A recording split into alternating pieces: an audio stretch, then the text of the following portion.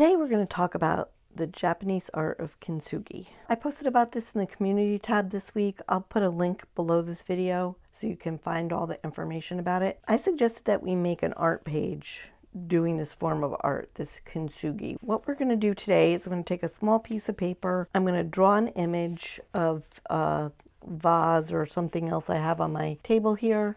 We'll see what I come up with. And then we're going to break it, and then we're going to put it back together. Now, this is the shape jar that I found that I'm going to use to sketch. I'm going to just use the basic shape here, and I'm going to draw this right on my page. I'm no drawer. You could do a couple things. You could trace this, actually. You could print something off the internet, on one of those free photo sites, or find an image in a magazine that you'd want to use to do this with. Anything simple would work, a simple shape of some sort. It could be anything. It could be a mug, a cup, a teapot, anything.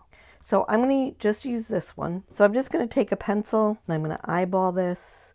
I'm going to sort of do the opening, and actually I want to kind of hold it like this. You don't have to be perfect. I like this side a little bit better than this side. I'm just going to draw a little lip here. And I just want the basic image. What I could do is cut out this side and kind of fold it in half, something like this. So basically I'm looking for the basic shape, like so, and I'm going to decorate it. I'm going to embellish it. So I want something permanent here. I don't want a pen that's going to run necessarily. Okay, so what I came up with is a Posca pen. You can use any pen you want. I'm just going to trace this. It does not have to be perfect.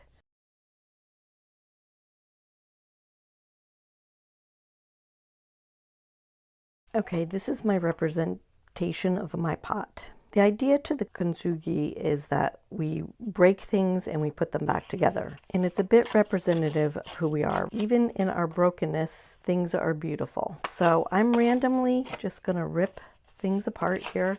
I'm going to try to keep them close together so I can remember how they go, like a puzzle.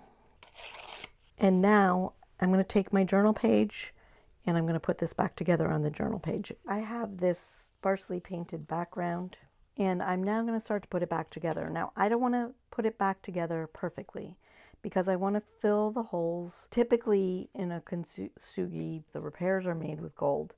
So you have these beautiful golden spots to remind you that life is perfect exactly as it is, that you're perfect exactly as you are. I'm just going to work, and I'm going to leave some spaces as I go. So as I glue these down, I'm just going to remember to leave some space. Some will be a little closer than others, and the jar will come out wonky, but that's okay. I'm just using a glue stick here.